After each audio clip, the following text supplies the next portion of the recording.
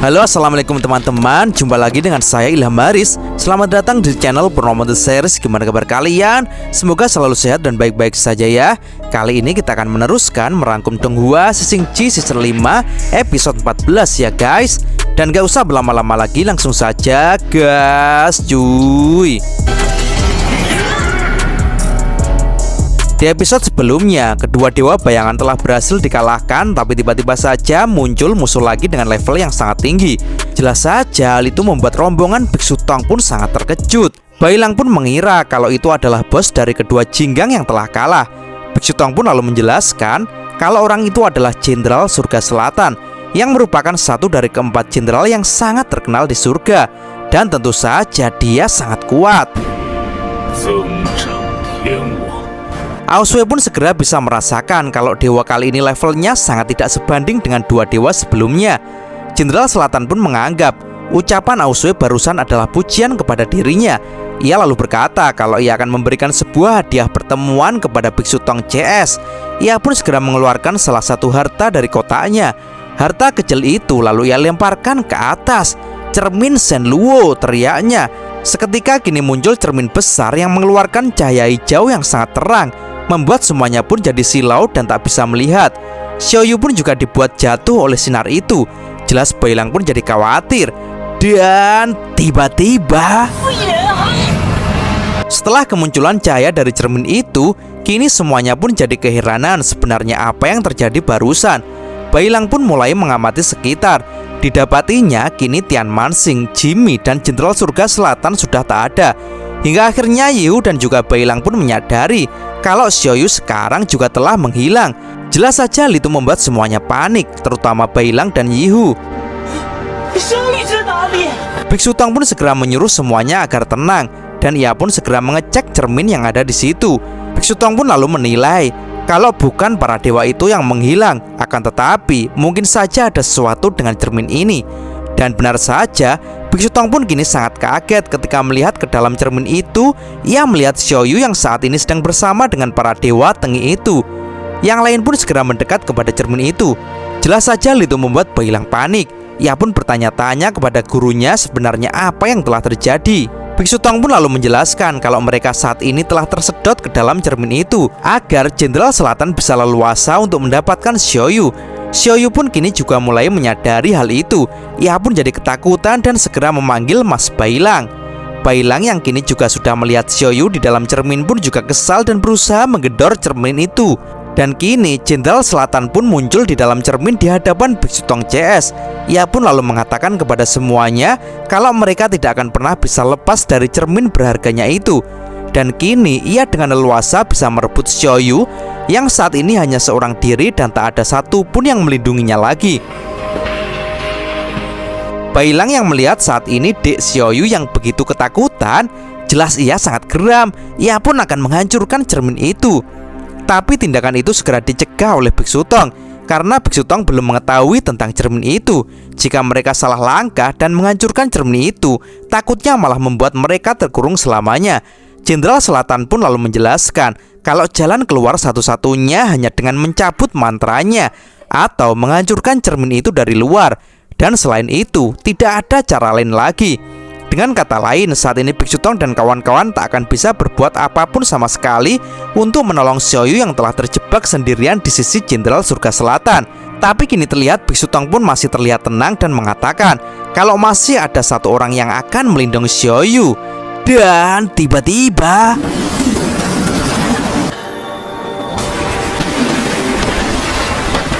dan ternyata itu adalah sang babi tua Ju Patkai, yang ternyata dia tak ikutan terkurung oleh cermin Jenderal Selatan.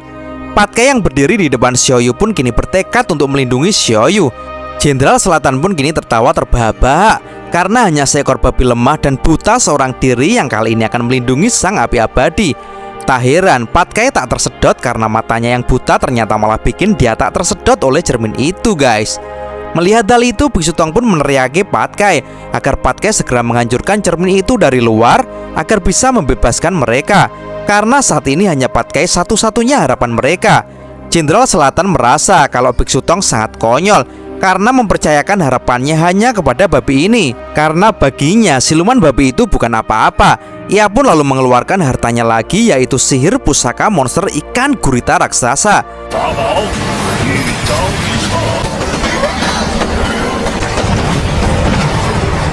Jelas hal itu membuat Xiaoyu ketakutan. Ia pun segera bersembunyi. Monster gurita pun segera menyerang Patkai.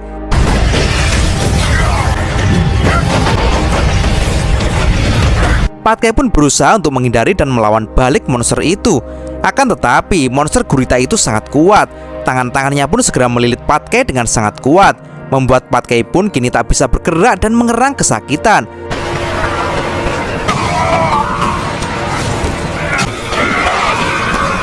Bailang yang menonton dari dalam cermin pun sangat khawatir dengan kakak seperguruannya itu. Apalagi menurut Wuching, sihir dari Jenderal Selatan ini tak punya kelemahan. Yihu yang mendengar perkataan itu pun jadi ketakutan dan berpikiran, apakah mereka di sini hanya bisa menunggu mati saja. Dan di tengah keputusasaan mereka, tiba-tiba saja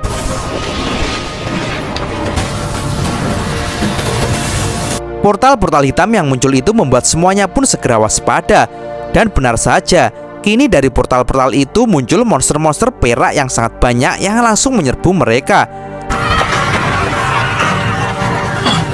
Aoswei yang masih terluka pun kini tak bisa melawan monster-monster itu. Tapi untungnya Wuching pun segera datang dan menebasi monster-monster di situ. Semua pun kini disibukkan melawan para monster-monster itu untuk melindungi diri. Aoswei pun kini segera mencari tempat bersembunyi. Akan tetapi dari belakang Aoswei ternyata juga muncul para monster. Untung saja Yihu pun segera meneriaki Aoswei, sehingga Aoswei pun dengan cepat segera berlari. Tapi tak disangka kini monster itu juga muncul dari belakang Yihu dan langsung menggigit lengan Yihu. Sementara Bailang di situ pun segera menghajar satu persatu monster yang mendekat, termasuk monster yang menggigit Yihu. Dan kini mereka berdua pun saling bekerja sama untuk melawan para monster itu. Akan tetapi monster itu semakin bertambah banyak. Bailang pun kini segera mendekat kepada Wuching yang terkepung. Ia pun akan mengeluarkan jiwa naga apinya. Tapi tak disangka di dalam cermin ini Bailang tak bisa menggunakan sihirnya. Karena memang di dalam cermin ini mereka tak bisa menggunakan teknik sihir apapun, dan hanya bisa mengandalkan kemampuan bela diri saja untuk bertahan. Biksu Tong pun kini juga kewalahan. Apalagi beberapa monster sudah memegangi Biksu Tong, yang membuat Biksu Tong tak bisa berkutik lagi. Sementara di luar, cermin monster gurita dari Jenderal Selatan pun melilit tubuh Patkai dengan lebih kencang lagi. Akan tetapi di situ Patkai tak menyerah begitu saja. Ia pun mengumpulkan energi ki lagi dari sekitar, membuat kekuatannya pun bertambah. Dan setelah Patkai mengempaskan lilitan gurita itu, Patkai pun segera menendang gurita itu dengan sangat keras. Semangat Patkai pun kini bangkit kembali. Ia lalu segera memanggil senjata garpunya lagi. Dan kini di depan Xiaoyu, dengan gagahnya Patkai berdiri tegap, bertekad untuk menjadi seorang pahlawan dengan semangat yang berkobar-kobar. Xiaoyu pun kini sangat senang. Patkai pun kini segera melakukan serangan kepada Jenderal Selatan. Dengan penuh semangat, ia pun mengayunkan garpunya dengan membabi buta. Tapi Jenderal Selatan pun di situ masih bisa menghindari serangan-serangan dari Patkai. Tapi tak disangka, monster gurita pun bangkit lagi. Bahkan kali ini dia sudah berubah menjadi jiwa gelap.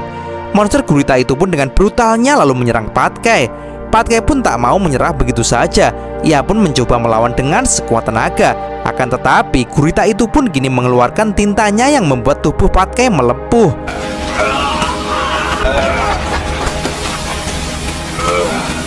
Monster gurita itu pun lanjut menghajar Patkai dengan bertubi-tubi.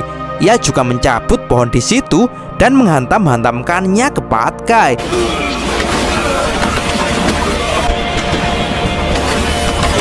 Patkai pun tak berkutik, dan monster gurita itu pun lanjut melilit Patkai dengan sangat kencang, membuat Patkai pun kini tak berdaya. Xiaoyu pun jadi sangat panik dan keluar dari tempat persembunyiannya. Melihat hal itu, Jenderal Selatan pun langsung menangkap Xiaoyu. Di situ Jenderal Selatan pun merayu Xiaoyu agar mau bergabung ke dalam kegelapan. Jelas hal itu ditolak mentah-mentah oleh Xiaoyu. Tapi kini juga terlihat Patkai pun memberontak dan menggigit monster gurita. Jenderal Selatan pun kini mulai menggeret Xiaoyu. Tapi tiba-tiba saja Dan tak disangka, Patkai pun kini sudah berdiri di situ dan mengatakan kalau monster gurita dari Jenderal Selatan itu tidak enak. Patkai pun lalu melemparkan sisa tubuh dari gurita itu kepada Jenderal Selatan. Jelas saja hal itu membuat Jenderal Selatan sangat geram. Ia pun segera akan mengeluarkan harta berikutnya. Tapi tanpa basa-basi, Patkai pun segera berlari dan menyerang Jenderal Selatan. Sehingga Jenderal Selatan pun kini tak sempat untuk mengeluarkan hartanya lagi. Dan kini Patkai pun mulai serius. Ia pun membuang senjatanya, pertanda ia akan benar-benar serius untuk baku hantam dengan Jenderal Selatan. Dan benar saja, Patkai pun dengan sangat agresif melancarkan pukulan-pukulannya, membuat Jenderal Selatan pun bahkan terlempar dan menghantam pohon dengan keras. Xiaoyu pun juga ikut senang melihat kemenangan Patkai. Patkai pun jadi tambah semangat untuk segera membereskan jenderal sesat itu. Tapi babi mata keranjang itu juga minta hadiah sebuah pelukan kepada Xiaoyu, guys. Jelas Xiaoyu pun menolak dengan keras. Dan kini Jenderal Selatan pun mulai bangkit kembali. Dia pun kini menjadi sangat murka.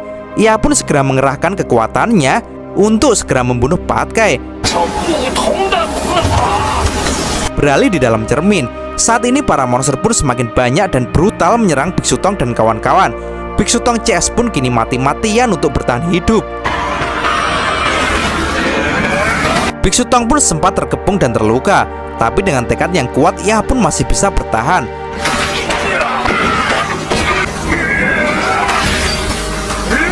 Sementara itu, Bailang pun kini juga mulai terkepung.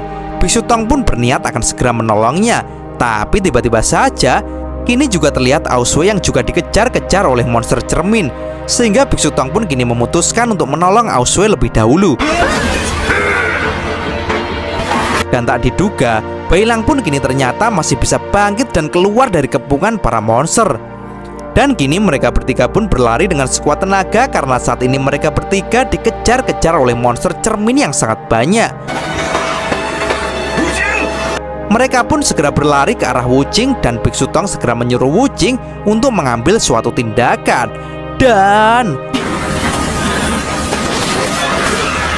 dengan sigapnya, Wuching pun mengeluarkan tebasan yang membuat para monster itu tertebas sangat banyak. Dan kini mereka pun sudah berkumpul bersama kembali di depan cermin. Akan tetapi kini muncul lagi banyak portal hitam yang akan mengeluarkan monster-monster cermin. Tapi di sini Bailang pun merasa lemas karena energi fisiknya sudah habis. Sementara Wuching pun kini merasakan sedikit keanehan bahwa ini semua adalah karakter khusus dari cermin, di mana di dalam cermin ini bisa menyerap kekuatan dan nyawa mereka, lalu melahirkan siluman-siluman cermin itu. Dan siluman cermin ini terus muncul tanpa henti. Sampai kapan? Sampai mereka kehabisan energi dan mati, guys. Bailang pun lalu bertanya apa yang harus mereka lakukan sekarang ini. Dan dengan tegas Biksu Tong menjawab kalau Patkai saat ini masih bekerja keras, maka dari itu mereka tak boleh menyerah. Dan cerita pun bersambung. Oke teman-teman, terima kasih sudah nyimak alur cerita kali ini sampai habis. Semoga teman-teman terhibur. Jangan lupa terus dukung channel ini agar terus berkembang ya. Dan sampai jumpa di episode selanjutnya. Assalamualaikum warahmatullahi wabarakatuh.